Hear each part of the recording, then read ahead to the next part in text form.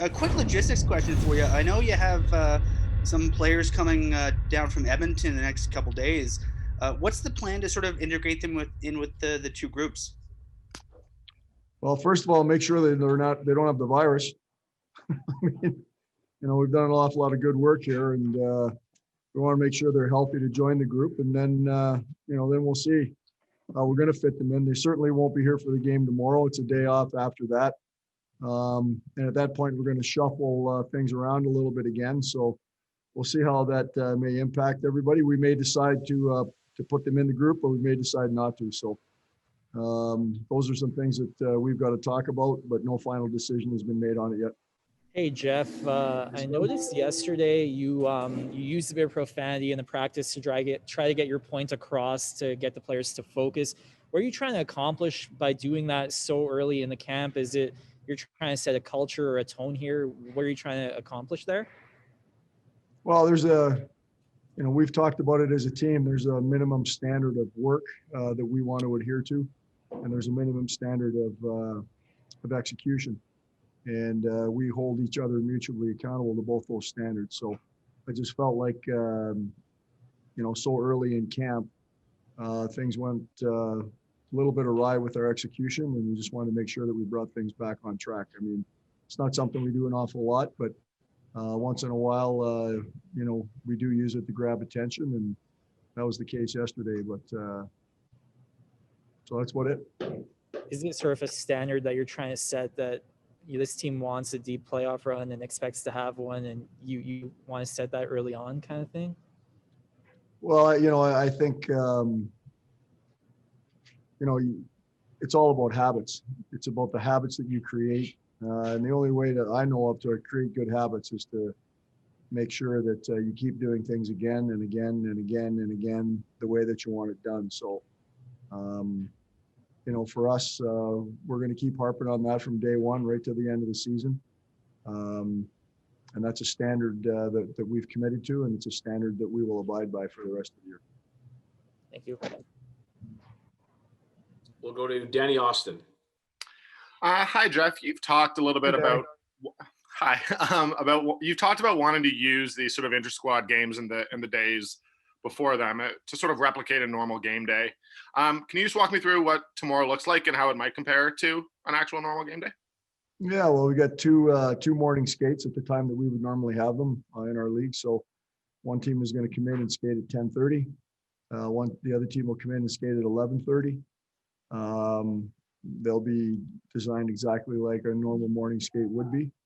Then they'll go home, eat, get their nap in the afternoon, come back and play a game at night. So it's a typical game day for us tomorrow, and I know the guys are looking forward to it, and the staff's looking forward to it an awful lot. So it's going to be a good day for us tomorrow. Yeah, and in my head, I assume that a lot of the value in that would be sort of for younger guys. But talking to both Backlund and Derek Ryan, who have hundreds of games under their belt, they said that it's just as important for them. So this is as important for the veterans in your mind, just sort of getting them into that routine and used to it again. Oh, for sure. I mean, we're all creatures of habit. So, there's a rhythm that goes around a game day in the National Hockey League, and we're going to simulate that rhythm, get our guys used to it again before we actually get to game action. And I know they're looking forward to it, guys. Guys are talking about, geez, when was the last time you had an afternoon nap and all that kind of stuff. So they're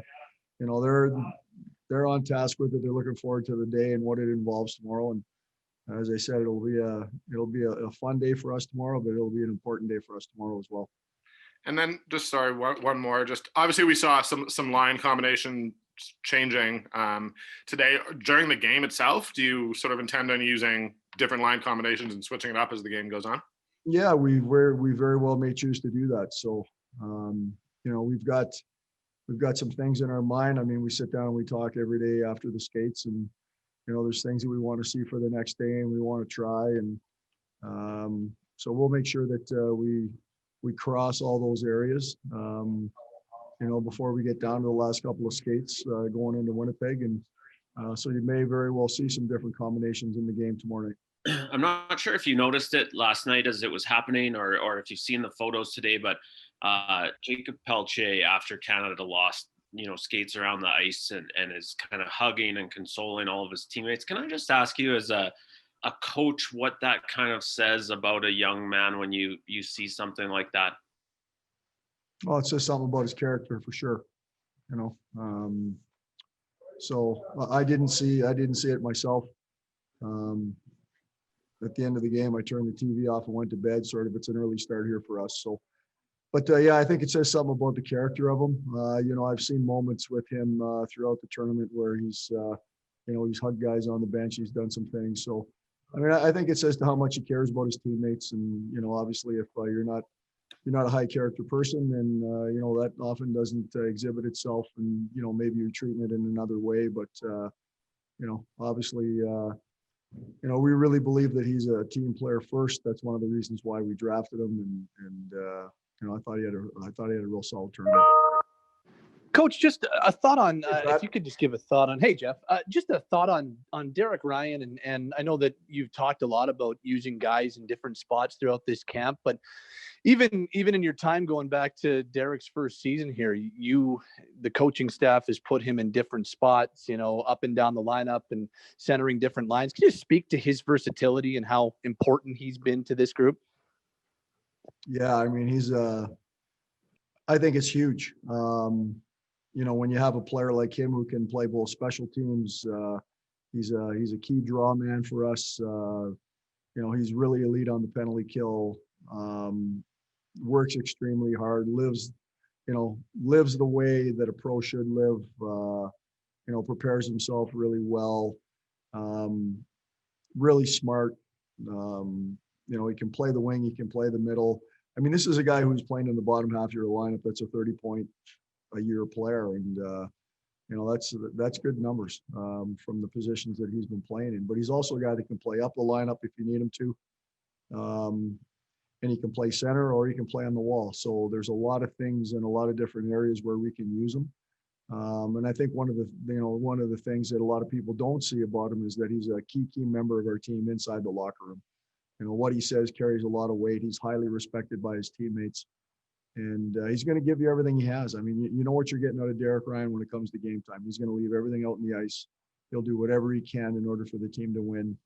And he's a team player first. So, you know, nothing but great things to say about him. And he gives us a lot of different ways that we can use him.